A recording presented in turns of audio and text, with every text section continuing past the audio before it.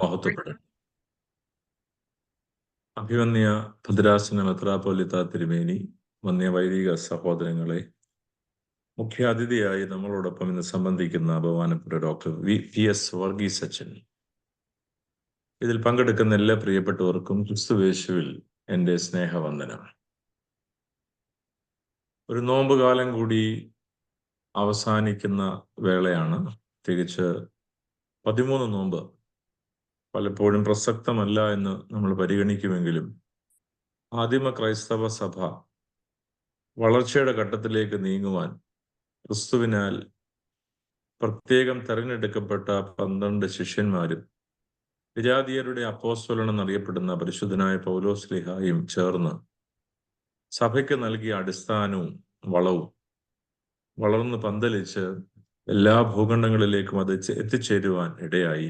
നമ്മളും ഈ കാലഘട്ടത്തിൽ അപ്രകാരം ക്രിസ്തുവിനെ അറിഞ്ഞ് ജീവിക്കുവാനുള്ള അടിസ്ഥാനം അവരിലൂടെയാണ്.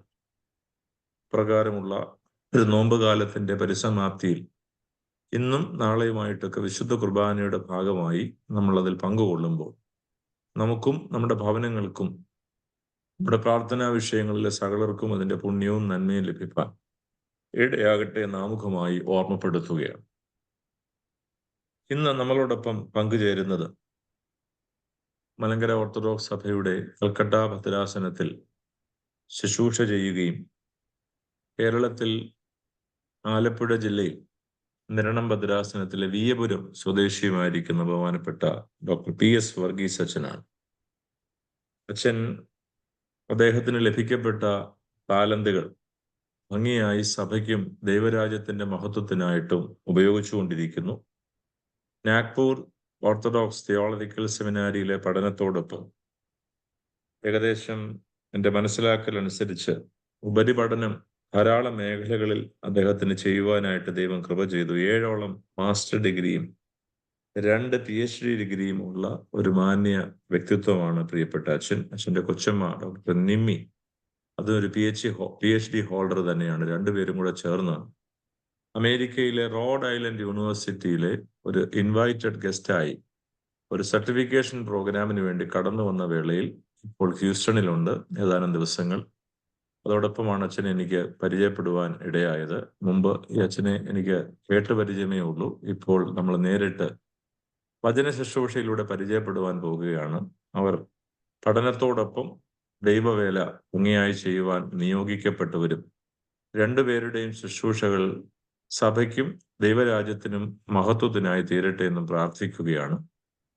ഓഗസ്റ്റ് മാസം വരെ അവരിവിടെ ഉണ്ടാകും അമേരിക്കയിൽ എന്നാണ് ഞാൻ മനസ്സിലാക്കുന്നത്. ഇന്നലെ ആവശ്യം അച്ഛനോട് പറഞ്ഞപ്പോൾ ഉടൻ തന്നെ സന്തോഷത്തോടു കൂടി അത് സ്വീകരിച്ചു. ഇന്നത്തെ ഡയോസിഷൻ ഫ്രൈഡേ റിട്രീറ്റ് പ്രോഗ്രാമിന് സംബന്ധിക്കാമെന്ന് അച്ഛൻ സന്തോഷത്തോടെ അറിയിച്ചു.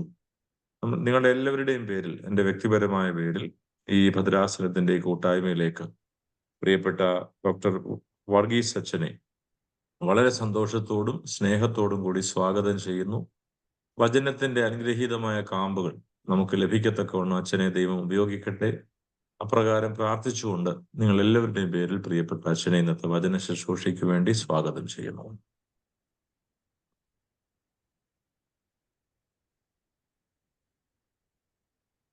ദൈവത്തിന് നാമം മഹത്വപ്പെടുമാറാകട്ടെ.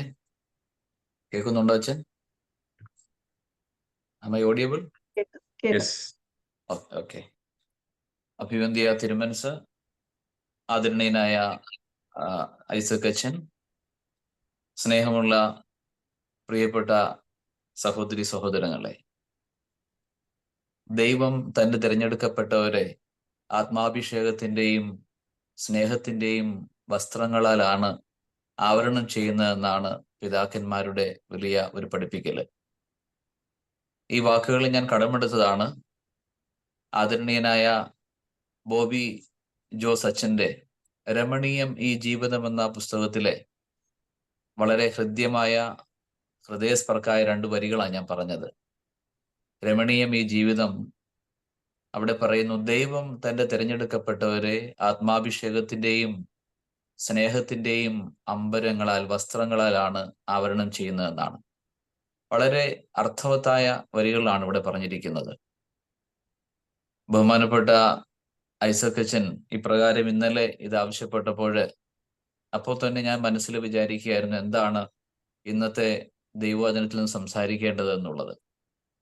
അങ്ങനെ ഞാൻ ആലോചിച്ച് കൊണ്ടുവന്ന ഒരു വാക്യമുണ്ടായിരുന്നു. അത് യെശയ്യാ പ്രവാചകന്റെ പുസ്തകം 30-ാം അധ്യായത്തിന്റെ 21-ാമത്തെ വാക്യമാണ്. എന്നാൽ ഇന്ന് നമ്മൾ അപ്പോസ്തല പ്രവൃത്തികൾ 5-ാം അധ്യായം വായിച്ചപ്പോൾ അനന്യാസിന്റെയും സഫീറയുടെയും ജീവിതയാത്രയിലൂടെയാണ് ഈ അധ്യായം ആരംഭിക്കുന്നത്. ഇവർക്കും പരിചയസമ്പന്നമായ വാക്കുകളാണ്. അപ്പോസ്തലന്മാരുടെ കാലത്ത് അവർ ആദിമസഭയിലെ പഞ്ഞം തീർക്കുവാൻ തക്കവണ്ണം സ്വന്തമെന്നെല്ലാം എണ്ണുന്ന ഒരു വലിയ സമൂഹത്തിന്റെ ചിത്രമാണ് ഇവിടെ കാണുന്നത്. അവര് സകലവും വിറ്റ് അപ്പോസ്തലന്മാരുടെ കാൽക്കൽ വെക്കുന്നു, അവരത് പകുത്തു നൽകുന്നു. അങ്ങനെ ഒരു വലിയ ഹോളിസ്റ്റിക് ഡെവലപ്മെന്റിന്റെ ഒരു കാലഘട്ടത്തിലാണ്. അത് എല്ലാവരും ഉയർച്ച പ്രാപിക്കണം, എല്ലാവരെയും കരുതുന്ന ആദിമസഭയുടെ ഒരു ചരിത്രമാണ് അവിടെ കാണുന്നത്. പിന്നീട് നമ്മൾ കണ്ടത് അപ്പോസ്തല പ്രവൃത്തികൾ 5-ാമത്തെ അധ്യായത്തില് ഇന്ന് വായിച്ചത് അപ്പോസ്തലന്മാരുടെ കൈകളാൽ ജനത്തിന്റെ ഇടയിൽ അടയാളങ്ങൾ നടക്കുന്നു, അത്ഭുതങ്ങൾ നടക്കുന്നു, സഭയിലേക്ക് പലരും ചേർത്തപ്പെടുന്നു എന്നൊക്കെ പറഞ്ഞുകൊണ്ട് വായിക്കുമ്പോൾ അതിന്റെ അവസാന വാക്യമാണ് എൻ്റെ ഹൃദയത്തില് വലിയ ഒരു ചേഞ്ച് ഒരു ചിന്തയായിട്ട് വന്നത്. ഇസ്രായേൽ ദൈവത്തെക്കാൾ ഈ വസ്തുതയ്ക്ക് ഞങ്ങളും അനുസരിക്കുന്നവർക്ക് പരിശുദ്ധാത്മാവും സാക്ഷികളാവുന്നു. ഈ നമ്മൾ വായിച്ചുകൊണ്ട് വീണ്ടും ഞാനത് ആവർത്തിക്കുന്നില്ല, ആവർത്തന വിരസത കൊണ്ട്. ഈ നൊയമ്പിന്റെ പരിശുദ്ധമായ ഈ നൊയമ്പിന്റെ സാങ്കത്യത്തെക്കുറിച്ച്, അതിന്റെ വലിപ്പത്തെക്കുറിച്ച്, അതിന്റെ ആഴത്തെക്കുറിച്ച് ബഹുമാനപ്പെട്ട അച്ഛന് ആമുഖ വാക്കുകളിൽ പറയുകയുണ്ടായി. ഈ വസ്തുതയ്ക്ക് ഞങ്ങളും ദൈവം തന്നെ അനുസരിക്കുന്നവർക്ക് നൽകിയ പരിശുദ്ധാത്മാവും സാക്ഷികളാവുന്നു. അപ്പൊ നമ്മുടെ ചെയ്തികൾക്ക് സാക്ഷികളാകുന്ന പരിശുദ്ധ റൂഹായുടെ വലിയ ഒരു അമ്പരത്തെക്കുറിച്ചാണ് ആദ്യമേ ഞാൻ ഓർപ്പിച്ചത്. അപ്പൊ നമ്മുടെ ചെയ്തികൾക്ക് പരിശുദ്ധാത്മാവ് സാക്ഷികളാവുന്നു. 29-ാമത്തെ വാക്യത്തിന്റെ 2-ാമത്തെ ഭാഗം മനുഷ്യരെക്കാൾ ദൈവത്തെ അനുസരിക്കേണ്ടതാവുന്നു. ഈ വാക്കുകളൊക്കെ അങ്ങ് ചുമ്മാതെ വായിച്ചു പോകേണ്ടതല്ല, വളരെ അർത്ഥവത്തായ ചിന്തകളാണ്. കുറെ നാളുകൾക്ക് മുമ്പ് ഒരു TV സംപ്രേഷണത്തില് ആദരണീയനായ കാവാലം നാരായണ പണിക്കർ, അദ്ദേഹം നമ്മുടെ തിരുമേനിയുടെയൊക്കെ ദേശത്തോട് ചേർന്നുള്ള ഒരു ആദരണീയനായ കേരളത്തിലെ വലിയ കവിയാണ്. ചമ്പക്കുളം, ഈ കാവാലം എന്ന് പറയുന്ന ചമ്പക്കുളം ആ ഭാഗത്ത് ആലപ്പുഴ ഡിസ്ട്രിക്റ്റിലെ ലോവർ കുട്ടനാട്ടിൽപ്പെട്ട ഒരു പ്രദേശത്തെ ഒരു സ്ഥലമാണ്. അപ്പൊ ഞാനും ആ ദേശത്ത് പെട്ടവനാണ്, വിയ്യപുരം. അപ്പൊ അദ്ദേഹത്തോട്, ഈ കാവാലം നാരായണ പണിക്കർ എന്ന കവിയോട് അനേകം ഗാനങ്ങൾ എഴുതിയിട്ടുള്ള കേരളത്തിൽ അറിയപ്പെടുന്ന ഒരു വ്യക്തിത്വമാണ്. ഒരു ചോദ്യം ചോദിച്ചു ടിവിയുടെ ഈ ഇന്റർവ്യൂവിന്റെ ഇടയ്ക്ക്, what is the message that you would like to give the people? എന്താണ് അങ്ങയ്ക്ക് ഇവരോട് കൊടുക്കാനുള്ള, ഈ പ്രേക്ഷകർക്ക് കൊടുക്കാനുള്ള സന്ദേശം എന്താണ്? എപ്പോഴും നമുക്കൊരു സന്ദേശമുണ്ടല്ലോ, ആരുടെയും അഭിമുഖത്തിൽ വരുമ്പോഴൊരു സന്ദേശം നമ്മൾ കൈമാറാറുണ്ട്. What is the message that you would like to give the people എന്നാ ചോദിച്ചപ്പോൾ അദ്ദേഹം പറഞ്ഞു, ആകസ്മികമായ സംഭവങ്ങളുടെ ആകത്തുകയാണ് എൻ്റെ ജീവിതം. അത് വലിയ ഒരു ഒറ്റ വാക്കിൽ അദ്ദേഹം പറഞ്ഞു, ആകസ്മികമായ സംഭവങ്ങളുടെ ആകത്തുകയാണ് എൻ്റെ ജീവിതം എന്ന് പറഞ്ഞു. അതാണ് അദ്ദേഹത്തിന് ജനങ്ങൾക്ക് കൊടുക്കാനുള്ള മെസ്സേജ്. അതായിരുന്നു. For a Christian, there is nothing like incidental or accidental. I do believe that in the dictionary of God, there is nothing like incidental or accidental. Everything is the plan and will of God. അങ്ങനെ മനസ്സിലാക്കാനാണ് നമ്മൾ ഏറെ പേരും ഇഷ്ടപ്പെടുന്നത്. എല്ലാം ദൈവത്തിന്റെ പ്ലാനും പദ്ധതിയും. അങ്ങനെ നോക്കുമ്പോൾ ഇന്നത്തെ നമ്മൾ തമ്മിലുള്ള ഈ സംവാദവും ഈ മീറ്റിങ്ങും ദൈവത്തിന്റെ പ്ലാനും പദ്ധതിയുമാണെന്ന് ഉറച്ചു വിശ്വസിക്കാനാണ് എനിക്ക് ഏറെ ഇഷ്ടം. വളരെ ആകസ്മികമായിട്ടാണെങ്കിലും ഇവിടെ എത്തുവാനായിട്ട് സാധിച്ചത്, ഇവിടെ എത്തുവാനും ഈ ദേശത്തിലൂടെ സംസ്കാരത്തെയും പാരമ്പര്യത്തെയും കാണുവാനും മലങ്കര സഭയുടെ മക്കളെയൊക്കെ കാണുവാനും ഒക്കെ ഉപരിയായിട്ട് കുറച്ച് പഠിക്കുവാനൊക്കെ അവസരം ലഭിച്ചതിൽ ഞങ്ങൾ രണ്ടുപേരും ദൈവത്തെ മഹത്വപ്പെടുത്തുകയാണ്.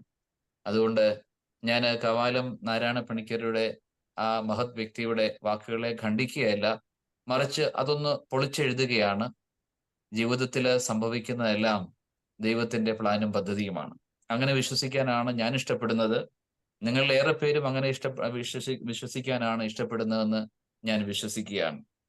ഇവിടെ 2 കാര്യങ്ങളാണ് ഞാൻ ഈ അപ്പോസ്തല പ്രവൃത്തിയുടെ ആദ്യ ഭാഗത്ത് നിന്നുകൊണ്ട് പറഞ്ഞത്. പരിശുദ്ധ വിശുദ്ധ ആദ്യ ന്യൂ ടെസ്റ്റ്മെന്റ് തുടങ്ങുമ്പോഴും beginning of the New Testament 4 books are there that is called Gospels. വിശുദ്ധ മത്തായിയുടെയും മർക്കോസിന്റെയും വിശുദ്ധ ലൂക്കോസിന്റെയും യോഹന്നാന്റെയും. അപ്പോസ്തല പ്രവൃത്തികളെ ഒരു ഗോസ്പൽ എന്ന് അറിയപ്പെടുന്നത്. അപ്പൊ ഇത് ഞങ്ങൾ അധ്യാപകരായതുകൊണ്ട് മുമ്പിൽ ആൾക്കാരെ കണ്ടാൽ ചോദ്യം ചോദിക്കും. പക്ഷെ നമ്മൾ വെർച്വൽ മോഡിലായതുകൊണ്ട് അതിനുള്ള അവസരമില്ലല്ലോ. എങ്കിലും ഞാൻ ചോദ്യം ചോദിക്കും, നിങ്ങൾ മനസ്സിൽ ഉത്തരം പറഞ്ഞാൽ മതി.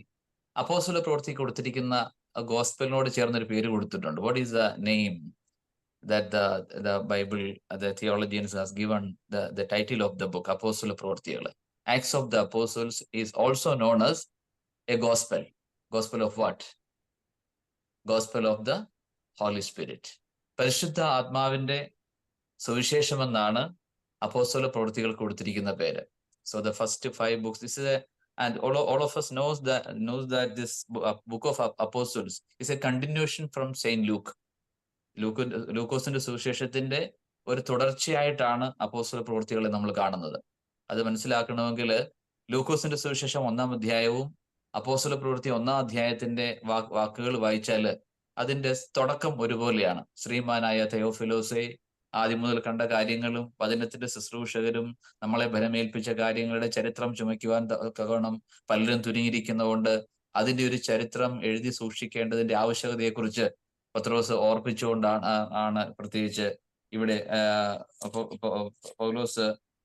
ലൂക്കോസ് ഓർപ്പിച്ചുകൊണ്ടാണ്, തെയോഫിലോസിനെ ഓർപ്പിച്ചുകൊണ്ടാണ് ഈ ലേഖനം തുടങ്ങുന്നത് തന്നെ. So we can see the similarities, the salutation, and from there we know that there is a connection between both the books. Acts of the Apostles is also known as the Gospel of the Holy Spirit.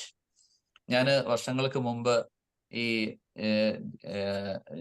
Isaac അച്ഛനൊക്കെ MGOCSM-ന്റെ ഒക്കെ വലിയ വക്താക്കളായിട്ട് ഞങ്ങളുടെയൊക്കെ മുമ്പിൽ വലിയ ഐക്കണുകളായിട്ട് നിൽക്കുന്ന ഒരു കാലഘട്ടം ഉണ്ടായിരുന്നു. 92, 94, 95 ആ കാലഘട്ടത്തിൽ ഞങ്ങൾ കോളേജിൽ പഠിക്കുന്ന സമയമാണ്. അപ്പൊ ഞാൻ ഇതുപോലെ സെമിനാരി പോകണമെന്ന് ആഗ്രഹത്തോടു കൂടി നമ്മുടെ മലങ്കര സഭയുടെ സഭാരത്നമായ മാർ ഒസ്തോത്യോസ് തിരുമനസിനെ കാണാനായിട്ട് മാവേലിക്കരയിൽ ചെന്നു. എന്നെ കണ്ടുകൊണ്ട് തിരുമേനി, ഞാൻ അച്ഛനെയും കൂടെ, എൻ്റെ പള്ളിയിലെ വികാരി അച്ഛനെയും കൂട്ടിക്കൊണ്ടാണ് പോയത്. വർഗീസ് അച്ഛനെ കൂട്ടിക്കൊണ്ടുപോയി. സെമിനാരി പോകാനുള്ള ആഗ്രഹമൊക്കെ പറഞ്ഞു. ഞാനൊന്ന് പ്രീ ഡിഗ്രി പഠിക്കുന്നേ ഉള്ളൂ. തിരുമേനി എന്നോട് പറഞ്ഞു, ഷിബു നീ വേദോസം വായിക്കുമോ? അപ്പം ഞാൻ പറഞ്ഞു തിരുമേനി വായിക്കും. വീണ്ടും ചോദിച്ചു, ഇന്ന് പറഞ്ഞു നീ വായിക്കരുത്. ഞാൻ ആകപ്പാടെ പെട്ടുപോയി. സെമിനാരി പോകാൻ ആഗ്രഹിക്കുന്ന ഒരു പയ്യനോട് ഒരു മെത്രാപ്പോലത്തെ പറയുകയാണ്, ഇനി മുതൽ വേദപുസ്തകം വായിക്കരുത്. എന്നിട്ട് അവിടെ നിന്നൊരു വലിപ്പിന്നൊരു ഡയറി എടുത്ത് എനിക്ക് എന്നിട്ട് പറഞ്ഞു, ഇനി മുതൽ വേദപുസ്തകം പഠിക്കണം. പഠിച്ചിട്ട് കിട്ടുന്ന വാക്യങ്ങളൊക്കെ അതിനകത്ത് എഴുതി സൂക്ഷിച്ച് പഠിക്കുക, കാണാതെ പഠിക്കണം. അന്ന് കിട്ടിയൊരു ഉപദേശമാണ്. അന്ന് തൊട്ട് കുറച്ചെങ്കിലും ജീവിതത്തിൽ അത് പ്രാവർത്തികമാക്കാൻ ശ്രമിച്ചിട്ടുണ്ട്. അതാണ് തിരുമേനി അവിടെ പറഞ്ഞിട്ട് പറഞ്ഞു, ഞാനത് പിന്നീട് ഇതിന്റെ അർത്ഥം എനിക്ക് മനസ്സിലായത് എപ്പോഴാന്ന് ചോദിച്ചു. വേദപുസ്തകം വായിക്കരുത്, പഠിക്കണം. അതാണ് തിരുമേനി പറഞ്ഞത്.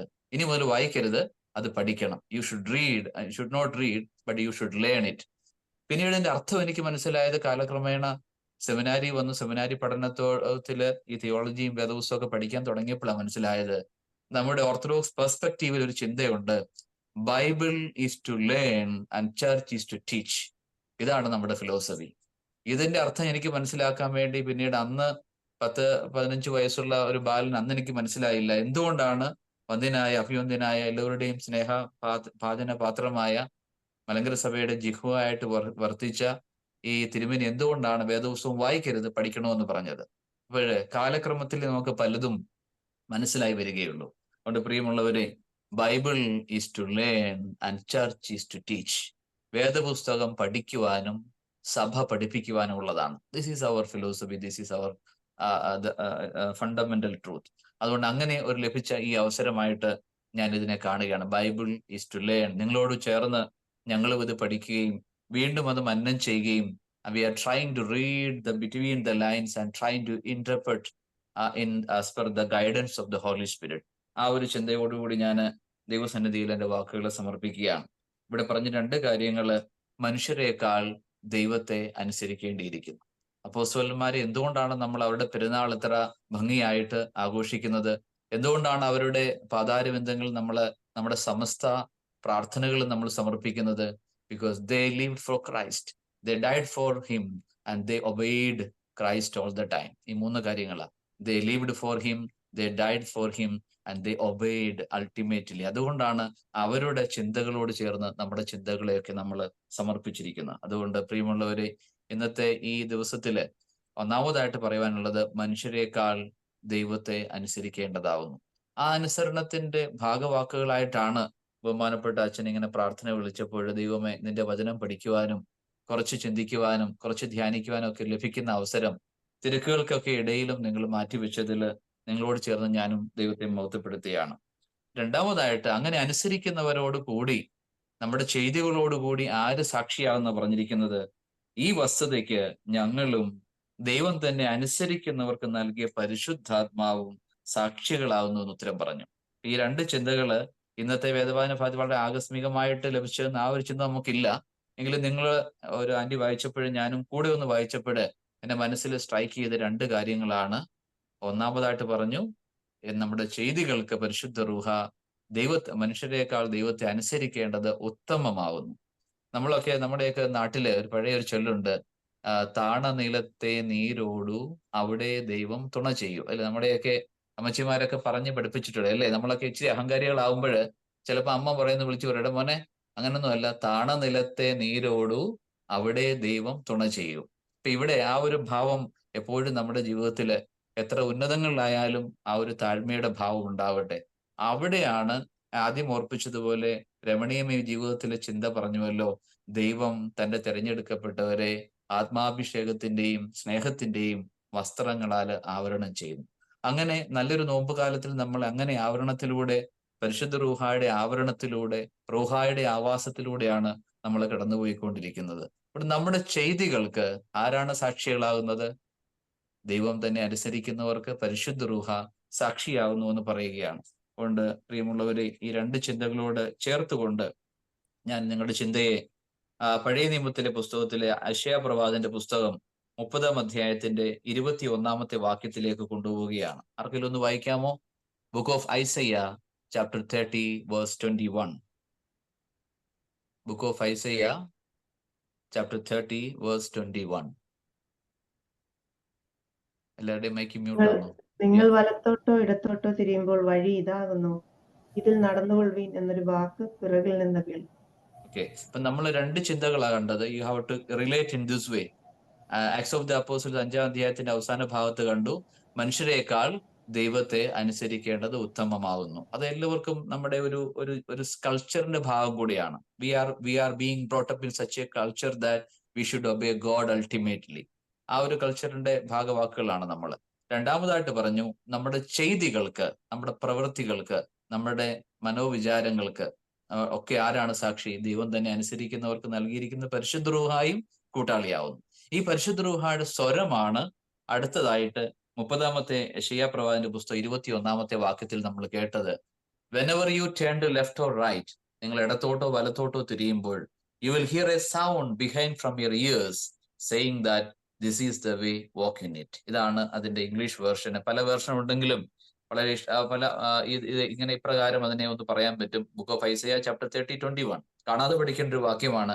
ഞാൻ മുമ്പേ പറഞ്ഞല്ലോ, വന്ധ്യനായ ഭാഗ്യസ്മരണാർഹനായ ഒസ്താത്യോസ് തിരുമേനി പറഞ്ഞ ഒരു കാര്യം അത് ഓർപ്പിച്ചുവല്ലോ. അന്നൊക്കെ പഠിച്ച ഒരു വാക്യത്തിന്റെ ചില ഓർമ്മകളാണ് എന്റെ മനസ്സിൽ കിടക്കുക. അന്ന് ഞാൻ കാണാതെ പഠിച്ച, അന്ന് വേദപുസ്തകം ആർത്തിയോടെ വായിക്കുന്ന കാലഘട്ടത്തില് പഠിച്ച ഒരു വാക്യമാണ്. ദൈവം, നിങ്ങൾ ഇടത്തോട്ടോ വലത്തോട്ടോ തിരിയുമ്പോൾ നിങ്ങളുടെ ചെവിയുടെ പുറകിൽ നിന്ന് ഒരു സ്വരം കേൾക്കും, വഴി ഇതാവുന്നു, ഇതിൽ നടന്നുകൊള്ളുവിൻ. അപ്പോൾ നമ്മുടെ ചെയ്തികൾക്ക് പരിശുദ്ധ റൂഹ സാക്ഷിയാവുന്നു.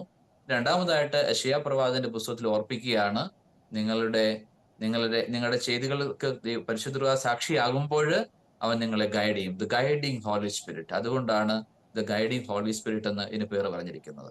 നമ്മൾ ആരാധനയില് ഈ യെശയ്യാ പുസ്തകം വായിക്കുന്നേ, രാവിലെ കുർബാന തുടങ്ങുമ്പോൾ നമസ്കാര സമയത്ത് 1-ാമത്തെ ഇരിപ്പിന്റെ സമയത്തിന് മുമ്പായിട്ട് വായിക്കും, നീതിമാന്മാരുടെ കൂടാരത്തിൽ മഹത്വത്തിന്റെയും രക്ഷയുടെയും ശബ്ദമെന്ന് ദാവീദ് മുഖാന്തരം പരിശുദ്ധ റൂഹ പാടി.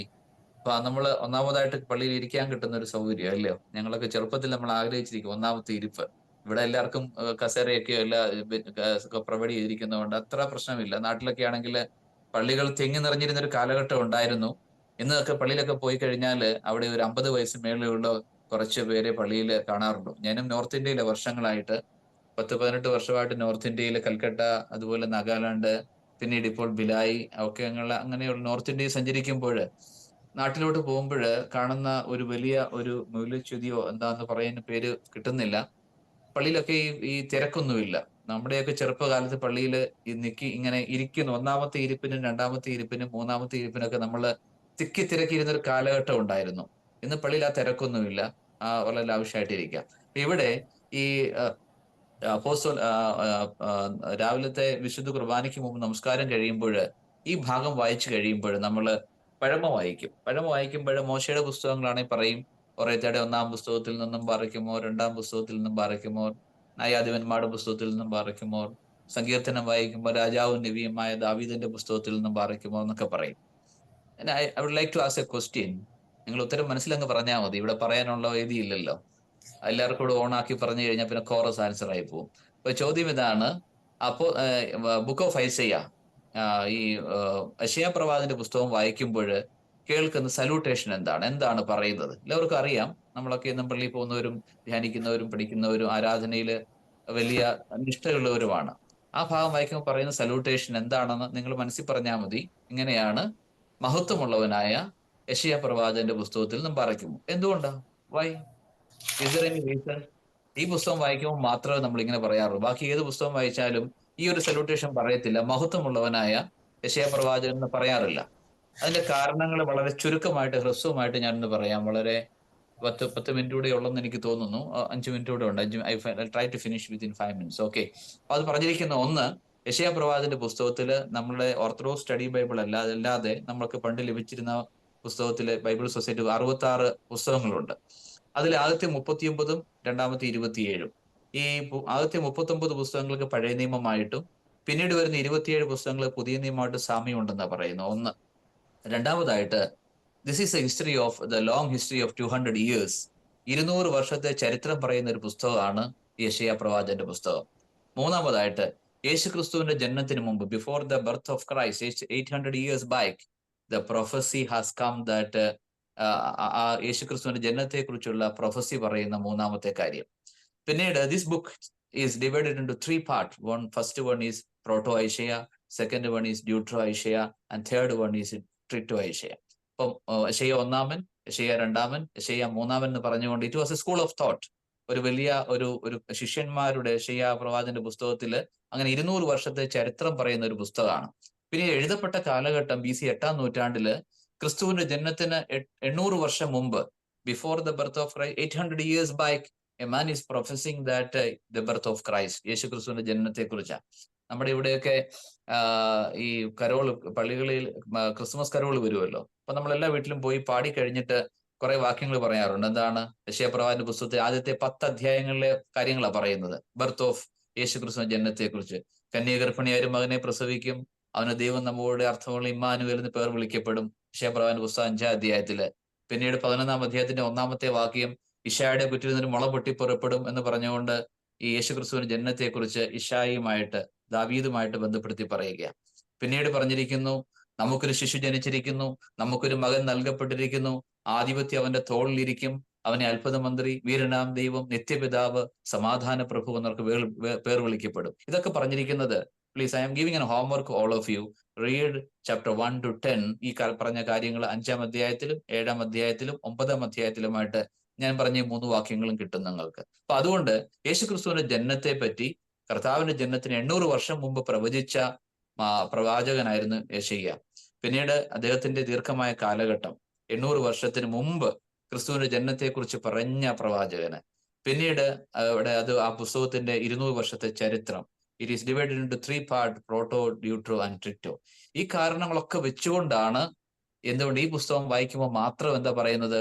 മഹത്വമുള്ളവനായ, glory be to the glory of prophet Isaiah എന്ന് പറഞ്ഞുകൊണ്ട് ഇത് ആരംഭിക്കുന്നത്. ഇനിയും പള്ളിയിൽ നമ്മൾ ഈ കേൾക്കുന്നുടനെ ചിന്തിച്ചു വേണം, എന്തുകൊണ്ടാണ് ഈ പുസ്തകം മാത്രം വായിക്കുമ്പോൾ വേറെ ഒരു പുസ്തകത്തിനും പറയാറില്ല മഹത്വമുള്ളവനായ യെശയ്യാ പ്രവാചകൻ എന്ന് പറയുന്നതിന്റെ സാങ്കത്യത്തെ കുറിച്ചാണ് ഇവിടെ, അതിന്റെ അർത്ഥതലങ്ങളെ കുറിച്ചാണ് പറഞ്ഞത്. അത് ചരിത്രത്തിലേക്ക് ഞാനൊന്ന് പോയെന്ന് മാത്രമേ ഉള്ളൂ. രണ്ടാമതായിട്ട് പറഞ്ഞിരിക്കുന്നത്, whenever you turn to left or right. ഇപ്പൊ നമ്മളുടെ മുമ്പേ ആക്ട്സ് ഓഫ് ദ അപ്പോസ്റ്റൽസ് 5-ാം അധ്യായത്തിൽ പഠിച്ചു, മനുഷ്യരെക്കാൾ ദൈവത്തെ അനുസരിക്കേണ്ടത് ഉത്തമമാവുന്നു. രണ്ടാമത് പറഞ്ഞു, നിങ്ങളുടെ ചെയ്തികൾക്ക് ആരാണ് സാക്ഷിയായിരിക്കുന്നത്? പരിശുദ്ധ റൂഹ സാക്ഷിയാവുന്നു. ആ പരിശുദ്ധ റൂഹ, that Holy Spirit is reminding us all the time, you should not turn to left or you should not turn to right, you should go straight. ഒരിക്കലും ഒരു ചിന്തകനോട് ചോദിച്ചു, is there any shortcut to heaven? ഒരാളോട് ചോദിച്ചതാണ്, ഒരു കൊച്ചു കുഞ്ഞ് ഒരു വലിയ തിയോളജിനോട് ചോദിച്ച ചോദ്യമാണ്, is there any short cut to heaven? എന്തെങ്കിലും ഒരു ഷോർട്ട് കട്ട് ഉണ്ടോ സ്വർഗരാജ്യത്തിൽ പോകാൻ വേണ്ടി? അദ്ദേഹം പറഞ്ഞു കൊടുത്തു, you should go straight and turn right. This was the answer. You go straight and turn right. അപ്പൊ നമുക്ക് ഈ നൊയമ്പിന്റെ നാളുകളിൽ we are trying to go straight all the time and we are trying to turn right. Right എന്ന് വെച്ചാൽ നന്മ. അതുകൊണ്ടാണ് ഇവിടെ പറഞ്ഞിരിക്കുന്നത്, whenever you turn to left or whenever you turn to right, you will hear a sound behind from your ears. നിങ്ങളുടെ ചെവിയുടെ പുറകിൽ നിന്ന് ഒരു മന്ത്രണം ഉണ്ടാവുമെന്നാണ്. അപ്പൊ നമ്മളൊക്കെ സാധാരണ മനുഷ്യരാണല്ലോ, അറിഞ്ഞോ അറിയാതെ കൊച്ചു കൊച്ചു തെറ്റുകളും കുറ്റങ്ങളും ഒക്കെ ചെയ്തു പോകും. കുറച്ച് കഴിയുമ്പോൾ ഒരു വലിയ വിങ്ങുന്ന ഒരു മനസ്സ് നമ്മുടെയൊക്കെ ഉള്ളിലുണ്ട്. ആ ഒരു മനസ്സാണ് നമ്മളെ എങ്ങോട്ട് കൊണ്ടുപോകുന്നത്? വൈദികന്റെ അടുക്കിലേക്ക്, ദേവാലയത്തിലേക്ക്, കൺഫെഷനായിട്ട് കൊണ്ടുപോകുന്നത്. അപ്പൊ അതുകൊണ്ട് പറഞ്ഞിരിക്കുന്നത്, പരിശുദ്ധ റൂഹ നിങ്ങളുടെ മേൽ വരുമ്പോൾ അവൻ പാപത്തെക്കുറിച്ചും നീതിയെക്കുറിച്ചും നിങ്ങളെ ബോധ്യപ്പെടുത്തും. ഈ പരിശുദ്ധ റൂഹയുടെ സ്വരമാണ് യെശയ്യാ പ്രവാചകൻ പറഞ്ഞിരിക്കുന്നത്. അതാണ് നമ്മളെ ദേവാലയത്തിലേക്ക്, വൈദികന്റെ അടുക്കിലേക്ക് മുട്ടുകുത്തുവാൻ തക്കവണ്ണം കൊണ്ടുപോകുന്ന ഒരു ഘടകം. വീണ്ടും ചിന്തകന്മാർ പറയാറുണ്ട്, എനിക്ക് കൂടുതലൊന്നും വേണ്ട, 3 കാര്യം മതി. എന്തൊക്കെയാ വേണ്ടേ? എനിക്ക് മുട്ടുകുത്താൻ ഒരു പായ, പ്രാർത്ഥിക്കാൻ ഒരു പുസ്തകം, പിന്നെ തുറന്നിട്ടൊരു ജാലകം. ഇതൊക്കെ കുറച്ച് ഫിലോസഫി ആയിട്ട് എളുപ്പം പറഞ്ഞാലും ഒരു മനുഷ്യന്റെ ജീവിതത്തിലെ ഈ 3 കാര്യങ്ങൾ മതിയെന്ന് പറയുന്നത്.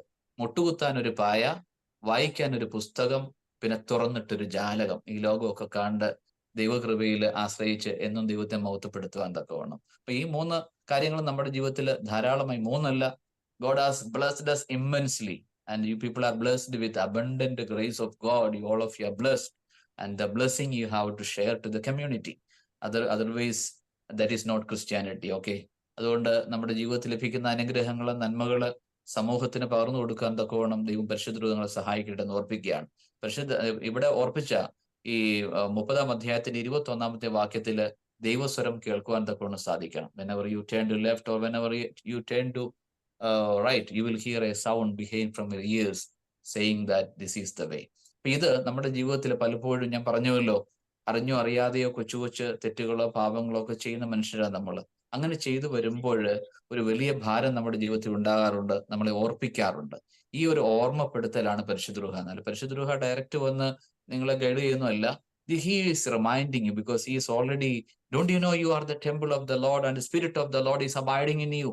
പരിശുദ്ധ പൗലോസ് അപ്പോസ്തലൻ ഓർപ്പിക്കുകയാണ് നമ്മളെ, നിങ്ങൾ അറിയുന്നില്ലേ, ആകയാൽ നിങ്ങൾ അറിയുന്നില്ലയോ നിങ്ങൾ ദൈവത്തിന്റെ മന്ദിരമെന്നും ദൈവത്തിന്റെ പരിശുദ്ധ റൂഹ നിങ്ങളുടെ ഉള്ളിൽ വസിക്കുന്നുവെന്നും അറിയുന്നില്ല. Don't you know you are the temple of the Lord, the spirit of the Lord is abiding in you. അതാണ് നമ്മളെ ഗൈഡ് ചെയ്യുന്നത്. അതാണ് നമ്മളെ പലപ്പോഴും തെറ്റുകളിലേക്ക് പോകുമ്പോൾ നോ എന്ന് പറയാൻ തക്കോളം നമ്മളെ പ്രേരിപ്പിക്കുന്നത്. നമ്മുടെ റെസ്പോൺസ് എന്താണ്? ദർ ഈസ് ഓൾവേസ് സയൻസിൽ പറയാണ്ട് stimulus and response. Stimulus response, നമ്മൾ തൊട്ടാവാടിയെ പറഞ്ഞ ഏറ്റവും വലിയ ഉദാഹരണം.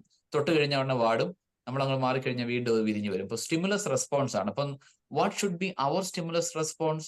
ദൈവം നമ്മളെ തൊടുമ്പോൾ, ദൈവം നമ്മളെ ഗൈഡ് ചെയ്യുമ്പോൾ what should be my response? ഐ ഷുഡ് obey God, I should do good things, I should turn to right, I should go straight, I should turn to right. ഇതൊക്കെയാണ് നമ്മളെ ഓർപ്പിക്കുന്ന ഘടകങ്ങൾ എന്ന് പറയുന്നത്. ഞാൻ എൻ്റെ വാക്കുകൾ ഉപസംഹരിക്കാൻ ആഗ്രഹിക്കുകയാണ്. 5-ാം അധ്യായത്തിലെ അപ്പോസ്തല പ്രവൃത്തി 5-ാം അധ്യായത്തിൽ നിന്നുകൊണ്ടാണ് ആരംഭിച്ചത്. അവിടെ ഒസ്താത്യോസ് തിരുമേനി പറഞ്ഞൊരു കാര്യം ഞാൻ പറഞ്ഞുകൊണ്ട് ആരംഭിച്ചത് എന്താണ്? Bible is to learn and church is to teach. അതിനു മുമ്പ് രമണീയം പുസ്തകത്തിലെ വാക്കുകൾ പറഞ്ഞിരുന്നു. എന്താണ് അവിടെ പറഞ്ഞിരുന്നത്? ദൈവം തന്റെ തിരഞ്ഞെടുക്കപ്പെട്ടവരെ ആത്മാഭിഷേകത്തിന്റെയും സ്നേഹത്തിന്റെയും ആവരണങ്ങൾ, അമ്പരങ്ങളാലാണ് പുതിയപ്പെട്ടിരിക്കുന്നത്. കവാലം നാരായണ പണിക്കരിലൂടെ ഞാൻ പറയാൻ ആഗ്രഹിച്ചത്, nothing is accidental or incidental in our life and this meeting also is the plan and will of God. I do believe that. അങ്ങനെ വിശ്വസിക്കാനാണ് എനിക്ക് ഏറെ ഇഷ്ടവും ഏറെ താല്പര്യവും. പിന്നീട് നമ്മൾ വന്നത് യെശയ്യാ പ്രവാചകന്റെ പുസ്തകത്തിലേക്കാണ്. 5-ാം അധ്യായത്തിൽ പറഞ്ഞു മനുഷ്യരെക്കാൾ ദൈവത്തെ അനുസരിക്കേണ്ടിയിരിക്കുന്നു. 2ാമത് പറഞ്ഞു നിങ്ങളുടെ ചെയ്തികൾക്ക് പരിശുദ്ധ റൂഹ സകലത്തിനും സാക്ഷിയാവുന്നു. പിന്നീട് ഓർപ്പിച്ചത്, അതിലൂടെ നമ്മൾ വന്നത് യെശയ്യാ പ്രവാചകന്റെ പുസ്തകം 30-ാം അധ്യായത്തിലേക്ക് വന്നു. എങ്ങനെയാണ് പരിശുദ്ധ റൂഹ വഴി നടത്തുന്നത് എന്ന് പറഞ്ഞു. നിങ്ങൾ ഇടത്തോട്ടോ വലത്തോട്ടോ തിരിയുമ്പോൾ നിങ്ങളുടെ ചെവിയുടെ പുറകിൽ നിന്ന് കേൾക്കുന്ന സ്വരം, അത് മനസ്സിലാക്കാനുള്ള ഒരു ഉൾവിളിയെ ദൈവമേ തരയണമെന്ന് പ്രാർത്ഥിക്കണം. അവിടെ നിന്നുകൊണ്ട് എന്തുകൊണ്ടാണ് മഹത്വമുള്ള യെശയ്യാ പ്രവാചകൻ എന്ന് പറയുന്നതിനെ കുറിച്ച് ഓർപ്പിച്ചത്. ആ പുസ്തകത്തിന്റെ പ്രത്യേകതകൾ പറഞ്ഞു. 66 പുസ്തകങ്ങള്, 39, 27 പഴയ നിയമം പുതിയമായിട്ട് ബന്ധമുണ്ട്. 200 വർഷത്തെ ചരിത്രം പറയുന്ന പുസ്തകം, കർത്താവിന്റെ ജനനത്തിന് 800 വർഷം മുമ്പ് എഴുതിയ പുസ്തകം, പിന്നീട് കന്യകാ ജനനത്തെക്കുറിച്ചും സഫറിംഗ് സെർവന്റിനെ കുറിച്ചും പറയുന്നുണ്ട്. അതിലേക്ക് ഞാൻ പോകുന്നില്ല. It will take again half an hour. കർത്താവിന്റെ നഷ്ടപ്പെടുന്ന ദാസനെ കുറിച്ച് ഒക്കെ പറഞ്ഞുകൊണ്ടാണ് രണ്ടാമത്തെ യെശയ്യാ പുസ്തകത്തിന്റെ ഡ്യൂട്രോയും ട്രിറ്റോയും അങ്ങനെയാണ് പറഞ്ഞിരിക്കുന്നത്. ആദ്യത്തെ ഭാഗം മാത്രമേ ഞാൻ എടുത്തുള്ളൂ. അവിടെ നിന്നുകൊണ്ട് പറഞ്ഞു, എന്തുകൊണ്ടാണ് ഈ കാരണങ്ങളൊക്കെ കൊണ്ടാണ് മഹത്വമുള്ളവനായ യെശയ്യാ എന്ന് പറയുന്നത്. ഞാൻ എൻ്റെ വാക്കുകൾ ഉപസംഹരിക്കട്ടെ. ഈ ലഭിച്ച അവസരത്തിനായിട്ട് ഞാൻ ദൈവസന്നിധിയിൽ തലകളെ വണക്കുകയാണ്. ആദരണീയനായ ഐസക് പ്രകാശച്ചന്റെ സ്നേഹ പൂർവമായ ഈ ഒരു അവസരത്തിന് നന്ദി. ആദരണീയനായ തിരുമനസിനോടുള്ള നന്ദി അറിയിക്കാൻ കഴിഞ്ഞ ദിവസം അരമനയിൽ പോയി ഞാൻ തിരുമനെ കണ്ടിരുന്നു. ഞങ്ങളുടെയും കൂടി അധ്യാപകനാണ്. തിരുമനസിനോടുള്ള നന്ദി അറിയിക്കുന്നു. ഇവിടുത്തെ താമസവും ഇവിടുത്തെ ഇന്ററാക്ഷനും ദൈവരാജ്യത്തിന്റെ കെട്ടുപണിക്കും മഹത്വത്തിനുമായി തീരട്ടെ എന്ന് ഓർപ്പിക്കുന്നു. ഒന്നുകൂടി ഈ വാക്ക് ഓർപ്പിക്കുകയാണ്. നിങ്ങൾ കാണാൻ പഠിക്കേണ്ട ഒരു വാക്യമാണ്. Bible is to learn and church is to teach. Whenever you turn to left or whenever you turn to right, you will hear a sound behind from your ears saying that this is the way, walk in it. അതിന് ദൈവത്തിന്റെ പരിശുദ്ധ സഹായിക്കട്ടെ എന്ന് പ്രാർത്ഥിച്ചുകൊണ്ട് ഞാൻ എൻ്റെ വാക്കുകൾ ഉപസംഹരിക്കുന്നു. നന്ദി, നമസ്കാരം. ദൈവതിരുനാമം മഹത്വപ്പെടട്ടെ. വന്ദനായ ഡോക്ടർ PS വർഗീസ് അച്ഛൻ്റെ ഏറ്റവും അനുഗ്രഹീതമായ ഒരു സന്ദേശം നമ്മൾ കേട്ട് കഴിഞ്ഞു. നമ്മുടെ ദൈനംദിന ജീവിതം മുന്നോട്ട് കൊണ്ടുപോകുന്ന സുഗമമായ വഴികൾ പ്രഖ്യാപിക്കുന്ന പ്രസംഗങ്ങളെക്കാൾ ആത്യന്തികമായി നമ്മുടെ ജീവിതത്തിന്റെ ലക്ഷ്യം, the purpose, the ultimate purpose of God, the ultimate purpose of life created by God, ഈ ഒരു കൺസെപ്റ്റിനെയാണ് അച്ഛൻ ഫിലോസഫിക്കൽ, തിയോളജിക്കൽ, സോഷ്യോളജിക്കൽ പെർസ്പെക്റ്റീവിൽ ഭംഗിയായിട്ട് നമ്മുടെ മുമ്പിൽ അവതരിപ്പിച്ചത്. തിരുവചനം പലപ്പോഴും നമ്മൾ വായിക്കുമ്പോൾ ചില വേദഭാഗങ്ങളൊക്കെ നമ്മൾ വരയിട്ട് വെക്കും, ചിലത് നമ്മൾ പരിഗണിക്കാറില്ല. വരയിട്ട് വെക്കുന്നതൊക്കെ ഒന്നുകിൽ നമുക്ക് എവിടെങ്കിലുമൊക്കെ ഉപയോഗിക്കാൻ വേണ്ടി, അല്ലെങ്കിൽ നമ്മുടെ ഹൃദയത്തിൽ തട്ടിയത്, അല്ലെങ്കിൽ നമ്മളെ സ്പർശിക്കാൻ സാധ്യതയുള്ളത്, അല്ലെങ്കിൽ ഗൗരവം എന്ന് തോന്നുന്നത്. എന്നാൽ തികച്ചും ഭംഗിയായി 2-3 വാക്യങ്ങൾ അച്ഛൻ നമ്മളെ പരിചയപ്പെടുത്തുകയാണ്. ഈ പരിചയപ്പെടുത്തലിൽ നമ്മളെ കേൾപ്പിക്കുന്ന ഒരു സ്വരം നമ്മളോടൊപ്പം സഞ്ചരിക്കുന്നുണ്ട്. അതൊരു ദൈവ ചൈതന്യമാണ്, ഒരു ദൈവശക്തിയാണ്. നമ്മുടെ ജീവിതത്തിൽ സംഭവിക്കുന്നതൊന്നും യാദൃച്ഛികമായിട്ടുണ്ടാകുന്നതല്ല. It is crafted or tailored by the creator. ഈ ചിന്തകൾ പലപ്പോഴും നമ്മൾ വിസ്മരിക്കുമ്പോഴാണ് നമുക്ക് അനുകൂലമല്ലാത്ത കാര്യങ്ങളെയൊക്കെ നമ്മൾ വാക്കുകൊണ്ട് പഴിക്കും. ഉദാഹരണം, വലിയ മഴ തുടർച്ചയായി പെയ്താൽ ഇതെന്നെ മഴയാ, ഇതെന്തൊരു മഴയാ, നശിച്ച മഴയാ, ഇത് പറയും. എന്നിട്ട് പറയും, എന്നാ പിന്നെ ദൈവത്തിന്റെ ഇഷ്ടം പോലെ നടക്കട്ടെ. ഇതിന്ന് ഞാൻ രാവിലെ കേട്ടതാ. ഞാൻ ഇന്ന് നാട്ടിൽ ഒരാളോട് സംസാരിച്ചപ്പം പറഞ്ഞ വാക്കാണ്, ഇവിടെ നശിച്ച മഴയാ, നശിച്ച മഴയാ. 3 പ്രാവശ്യം കഴിഞ്ഞപ്പം പറഞ്ഞു, ഈ മെയ് മാസത്തിൽ എന്തോ പ്രാർത്ഥിച്ചെന്ന് ചോദിച്ചു. അയ്യോ, അന്ന് മഴ പെയ്യാനാ പ്രാർത്ഥിച്ച, ഞങ്ങള് കൃഷി കുറച്ച് കാര്യങ്ങൾ ചെയ്തായിരുന്നു, അപ്പൊ അന്ന് വരൾച്ച നശിച്ചതായിരുന്നു, ഇപ്പം മഴ നശിച്ചതായി. എന്നിട്ട് അവസാനം ഒരു വാക്കൂടെ പറയും, അത് ദൈവം എനിക്ക് മനസ്സിലായിട്ടില്ല, എന്നാ പിന്നെ ദൈവത്തിന്റെ ഇഷ്ടം പോലെ നടക്കട്ടെ. അപ്പം നമ്മുടെ ഇഷ്ടം ഒന്ന് പിടിച്ചു നോക്കും. ആഞ്ഞു പിടിച്ചിട്ട് കിട്ടുന്നില്ല എന്നറിയുമ്പോൾ നമ്മൾ പറയുന്നൊരു ഉപാധിയാണ്, എന്നാ പിന്നെ ദൈവത്തിന്റെ ഇഷ്ടം പോലെ നടക്കട്ടെ. അച്ഛൻ നമ്മളെ പഠിപ്പിക്കാൻ ശ്രമിച്ചത് നമ്മുടെ എല്ലാം ജീവിതത്തിന്റെ അടിസ്ഥാനവും ആധാരവും നമ്മുടെ ശക്തിയും പ്രചോദനവും എല്ലാം ദൈവത്തിന്റെ കൃപയിൽ നിന്ന് വരുന്നതാണ്. അത് പലപ്പോഴും നമ്മൾ വിസ്മരിക്കുന്നത് കൊണ്ടാണ് ജീവിതത്തെക്കുറിച്ച് നമുക്ക് നിരാശ തോന്നും. സ്വയം നിരാശ തോന്നുന്നവരുണ്ട്. മറ്റുള്ളവരെ നിരാശയുടെ പാതയിലേക്ക് ഉത്കണ്ഠയുടെ പാതയിലേക്കൊക്കെ തിരിച്ചു വിടാനൊക്കെ നമ്മൾ പലപ്പോഴും നമ്മുടെ പാഴ്വാക്കുകൾ കൊണ്ടൊക്കെ സമയം കണ്ടെത്താറുണ്ട്. എന്നാൽ നമ്മുടെ ജീവിതത്തിന്റെ അടിസ്ഥാനം എന്താണെന്ന് പൊരുൾ തിരിച്ചറിയുന്ന സന്ദർഭത്തിൽ നമ്മൾ മനസ്സിനെ ക്ലിപ്തപ്പെടുത്തി നമ്മളെ തന്നെ ദൈവസന്നിധിയിൽ സമർപ്പിച്ച് ഒരു ശാന്തമായ ജീവിതം നയിക്കാനുള്ള എല്ലാ സാധ്യതകളും ഈ ലോകത്തിൽ നൽകിയിട്ടുണ്ട്. പലപ്പോഴും നമ്മൾ ശാന്തത തേടി പോകുന്നത് അരുവിയുടെ അടുത്ത് പോയിരിക്കും, ഉയർന്ന മലയുടെ അടുത്ത് പോയിരിക്കും, അല്ലെ ഏകാന്തമായിട്ടിരിക്കണം എന്നൊക്കെ തോന്നും. അതിലൊക്കെ നല്ലതാണ് നമ്മുടെ വീട്ടിൽ പ്രാർത്ഥിക്കുന്ന സ്ഥലത്ത് അല്പസമയം ഒന്ന് അടങ്ങിയിരിക്കുക, അല്ലെങ്കിൽ ദേവാലയത്തിൽ ആരാധനയ്ക്ക് മുമ്പും ആരാധനയ്ക്ക് ശേഷവും അല്പസമയം വീണ്ടും ഒരു എക്സ്ട്രാ മൈൽ ഇരിക്കാനായിട്ട് സാധ്യതയുണ്ടോ? ഇതിലൂടെയൊക്കെ ദൈവം വരച്ച വഴികളും ദൈവം ശബ്ദിച്ച ശബ്ദങ്ങളും ഒക്കെ തിരിച്ചറിയാനുള്ള ഒരു വലിയ അവസരം ഉണ്ടാകും. പ്രിയപ്പെട്ട അച്ഛൻ്റെ ഒരു ദൈവശാസ്ത്രപരവും താത്വികവും ഒരുമിച്ച് സംയോജിപ്പിച്ച ഈ നല്ല പ്രസംഗം നമ്മളൊക്കെ കേൾക്കേണ്ടതാണ്. ചിലപ്പോഴൊക്കെ നമുക്ക് കൂടുതൽ ഇഷ്ടം നമ്മുടെ ദൈനംദിന ജീവിതത്തിലെ എളുപ്പ വഴികളും മോട്ടിവേഷൻസ് ഒക്കെ പറഞ്ഞു തന്നാൽ ആ പ്രസംഗകരെ നമുക്ക് വലിയ ഇഷ്ടമാണ്. അതേസമയം ദൈവം ആത്യന്തികമായിട്ട് നമ്മളെ എന്തിനാ സൃഷ്ടിച്ചതെന്നൊക്കെ ചിന്തിച്ചു കഴിഞ്ഞാൽ പിന്നെ പറയും അത് ബോറിംഗ് ആയിരുന്നു, അതെനിക്കൊന്നും മനസ്സിലായില്ല. കാരണം മനസ്സിലാകാൻ എന്താന്ന് ചോദിച്ചാൽ നമ്മളുടെ സൃഷ്ടിയെക്കുറിച്ച്, നമ്മൾ സൃഷ്ടിക്കപ്പെട്ടതിനെ കുറിച്ചുള്ള ബോധമില്ലായ്മ. ആ ബോധ്യത്തിലേക്ക് നമ്മളെ തിരിച്ചു വിടുവാൻ തക്കവണ്ണം ഒരു സിഗ്നൽ സിസ്റ്റം, ഒരു സൈൻ ബോർഡായിട്ട് അച്ഛൻ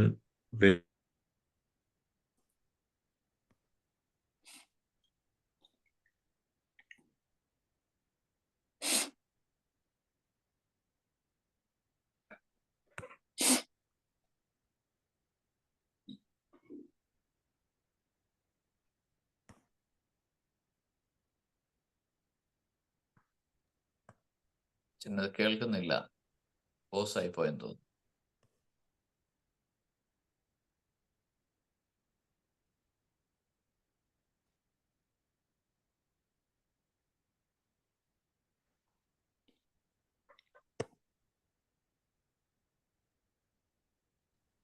There is some technical glitch.